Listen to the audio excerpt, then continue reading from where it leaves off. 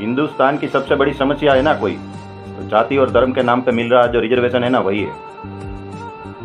यहाँ पर कोई टैक्स भरने वाला होगा ना अगर ईमानदारी से, तो उसके पास पूरा हिसाब मांगा जाता है कि कितने टाइम के अंदर तुम क्या कमाए हो।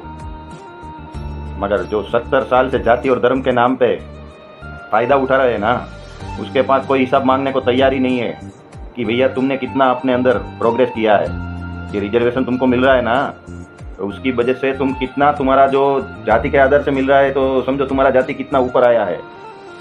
धर्म के आधार पे मिल रहा है तो तुम्हारे धर्म के लोग कितने ऊपर उठे हैं, उसका कोई हिसाब नहीं मांग सकता भाई।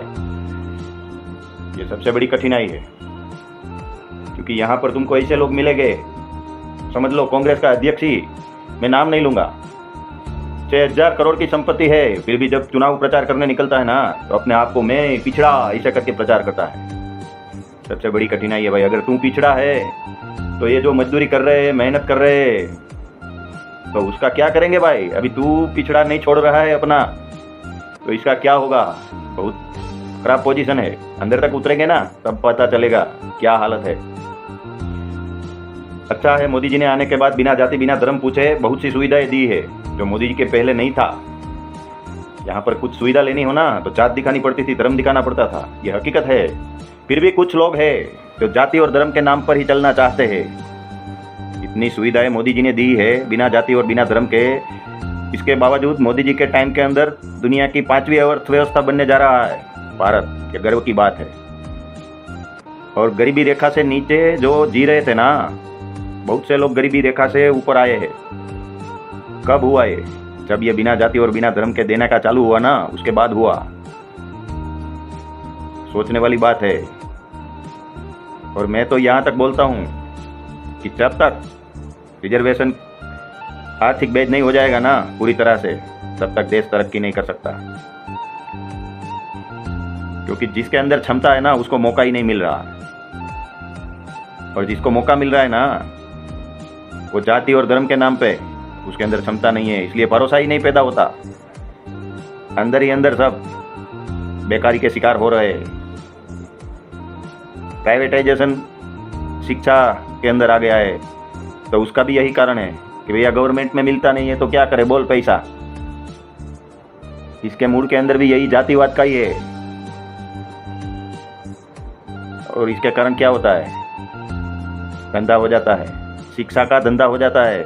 जैसे फैक्ट्री में माल पैदा होता है ना, वैसे सब इंजीनियर पैदा हो जाते हैं, डॉक्टर पैदा हो जाते हैं, वकील पैदा हो जाते हैं। फिर बेकारी का महसूस करते हैं माहौल कि भैया मैं तो इंजीनियर हूँ, पकौड़े बेच रहा हूँ। अरे भाई यही होगा, जिसके अंदर क्षमता है उसको तुम मौका नहीं दे रहे हो, तो होगा क्या। ये हकीकत यही है। और आज की तारीख में 2024 में जो वोटिंग हुआ ना, उसमें कुछ जगह पे इतना काम करने के बावजूद मोदी की सीट नहीं आई है। और जानने को मिल रहा है कि वो जातिवाद की वजह से नहीं आई है। और मैं तो ये बोल रहा हूँ कि अगर इसको 70 साल से इतना रिजर्वेशन का लाभ मिल रहा है और उसकी अगर बुद्धि में कोई परिवर्तन आया है, उसका लेवल ऊपर गया हो, उसको कुछ फ़ायदा हुआ हो, तो इतना तो सोच सकते हैं ना कि जो आदमी आलू का सोना बनाने की बात करता है, जो आदमी चने के पेड़ पे चढ़ जाता है कभी बातें करते करते, जिसका बाप खुल्लम खुल्ला बोल रहा था कि भैया 1 रुपया मैं दिल्ली से भेजता हूँ ना, तो गांव तक पहुँचते पहुँचते 25 पैसा बचता है। खुल्लम खुल्ला बोलता था जिसका बाप। जिसका दादी गरीबी हटाते हटाते खुद हट गया, तब तक गरीबी हटाया पूरी ज़िंदगी, मगर गरीबी नहीं हटा।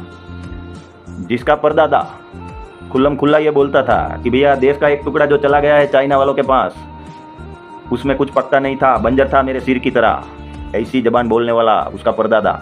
उसकी औलाद आकर बोल देगी ना कि भैया आपके खाते में मैं 8500 रुपया डाल दूंगा महीने का, खटाखट खटाखट खटाखट, तो वोट देने वाले भी पड़े हैं। ये जो रिजर्वेशन का लाभ ले रहे थे ना, यही लोग रिजर्वेशन के लिए आज भी खटाखट दे दिया वोट, और पैसे की लालच में खटाखट दे दिया वोट।